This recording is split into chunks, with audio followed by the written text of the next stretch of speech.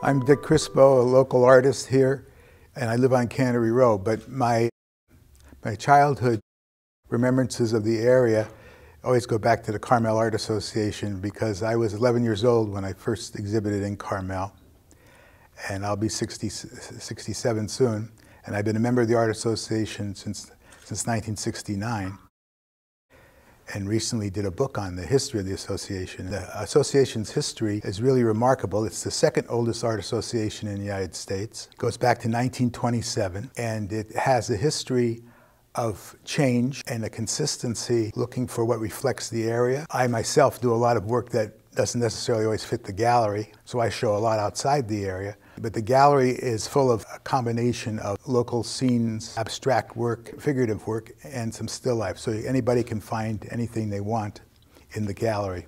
I found myself always going in there as a kid and always looking and talking with the artists. And when I was working as an apprentice framer at Studio Art Supplies in Carmel, I had a chance to ask the artists as they were coming in getting their works framed how they did something or what they did that for. And most of them had been showing at the Art Association. The Art Association has a board of 15, and it takes 11 members of the board to vote for a given member. Applying for membership, they have to apply with 6 drawings and 6 paintings or 6 sculptures and 6 drawings. We do not take crafts, and we don't take photography. A funny story on not taking photography was that in 1927, when they were voting on this, the people from the Arts and Crafts Club of Carmel, which was formed in 1906, they came with a mixed bag of crafts and photography and painting and drawings. And George Sideneck was a well-known painter, and his wife was a painter and craftsperson trained at the Roycroft School. So they were much in favor of crafts, and they were much in favor of photography. They lost on the vote. George had opened a photo business to help support his family and all. And he had a young photographer with him that he thought was going to go on to do big things and that he should be made a member of the Art Association. And his name was Edward Weston. It's this sort of thing that the Art Association, people could say, have missed the boat on. And many times we're not up to date as the latest thing from New York, but we do have a wide variety of sculpture. Our last sculpture exhibit exhibited quite a variety of sculpture that was done with a more contemporary look. One of the advantages that someone would have going into the Art Association is the pricing. The pricing is done in a way that is available. We only charge the artist 40% as opposed to the 50 to 55%, which is getting to be standard, and some galleries as high as 60%. So the membership is 124 members, but out of the 124, maybe 47 are exhibiting all the time. We look at that as the artists that are actively involved in pursuing that as a living. And so that many of the artists are painting things that could sell. Unfortunately for myself, I have a tendency to go off on a different track, but you have a lot of art there that is very acceptable to the general public, and that seems to be one of the things that people enjoy about the Art Association. At the same time, it's the only gallery where you have 100% representation of local artists, unless it's in one artist gallery, because you have to live within a 40-mile radius of the gallery. The founders were made up of people that came to Carmel after the San Francisco earthquake, because the San Francisco earthquake did the most damage down in New Montgomery Street, down where the artist studios were, in the landfill area. So because Carmel had that $5 down, $5 a month offer, it made a point of advertising for artists. They came there. The Art Association's original members, a lot of them were made up of people also who didn't have the kind of lifestyle that would be appreciated in their town. Many gay women came to Carmel because they were able to be themselves, and Carmel advertised that they could be themselves. And they were artists and craftspeople, and were a lot of the founders of the old Arts and Crafts Guild and the original Art Association board. Many of the artists that were also on the board were Armin Hansen, William Ritchell, Paul Doherty, John O'Shea.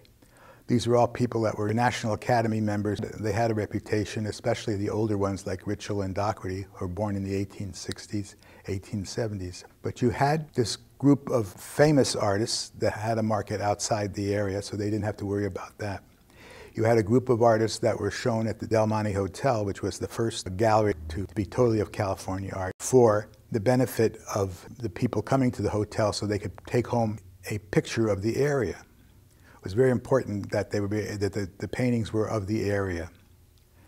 And the other part that was important about it was that they were helping the artists out, because many of the galleries, the few galleries they had in San Francisco, were destroyed also.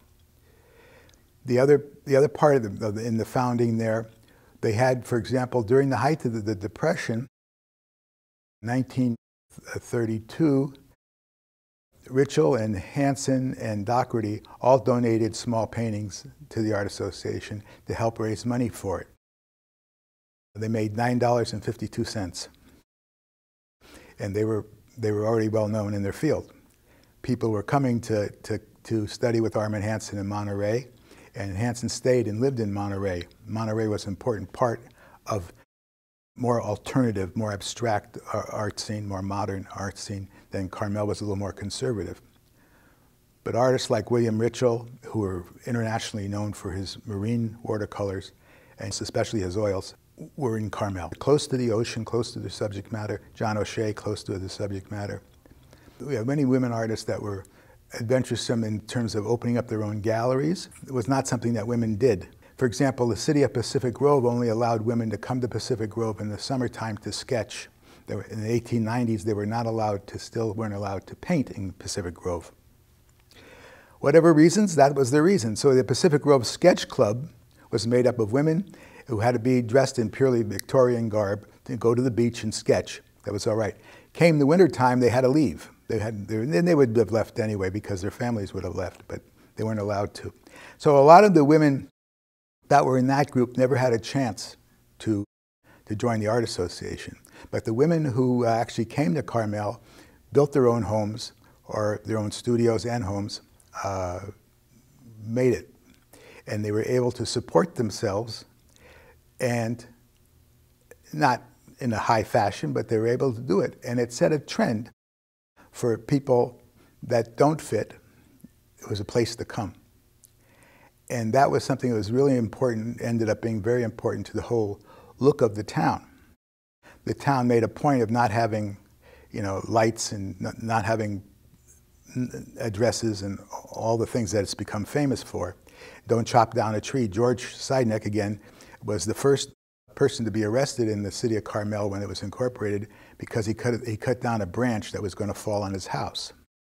He didn't get permission to pull the branch. Anyway, that was one of the things. But the artists that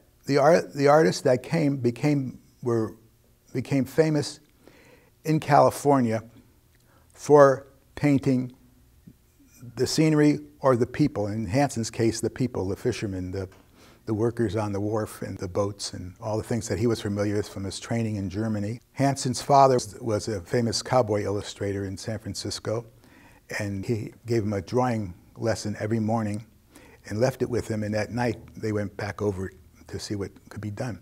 He did that since he was 9 years old. His father did that.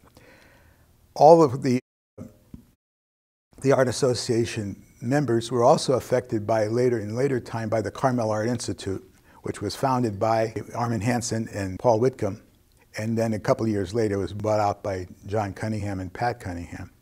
And that was a school that had VA approval and had college accredited, so that especially after World War II, many people came to study there that could like to live in Carmel and get some VA money, and that they could still live cheaply, believe it or not. And that formed the next group of in the Art Association, say in the 50s and 60s.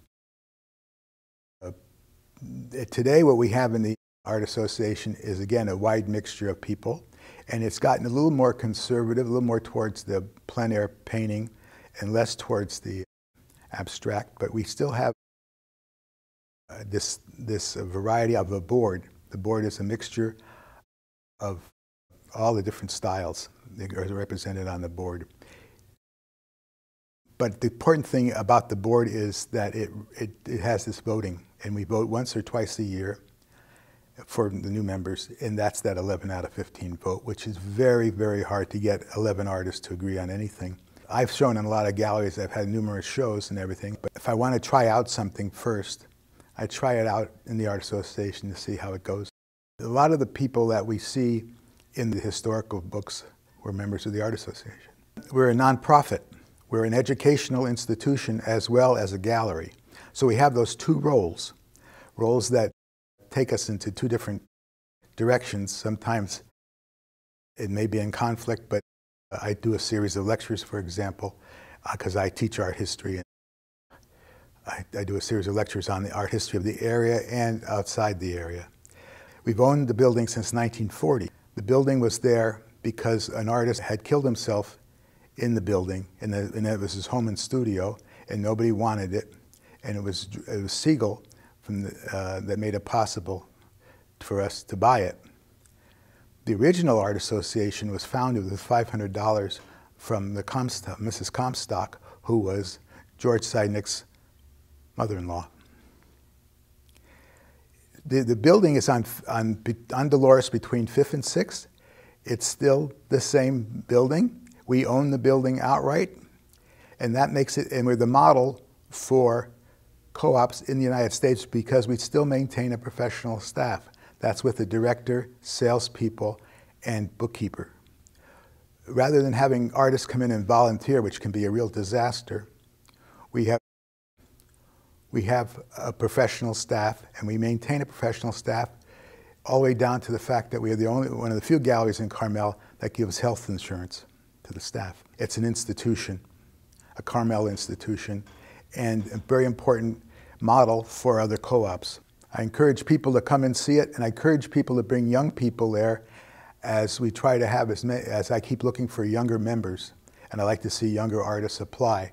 Very hard to be turned down. That doesn't feel good, but I encourage people to keep applying, and I like to see all kinds of work, younger artists especially.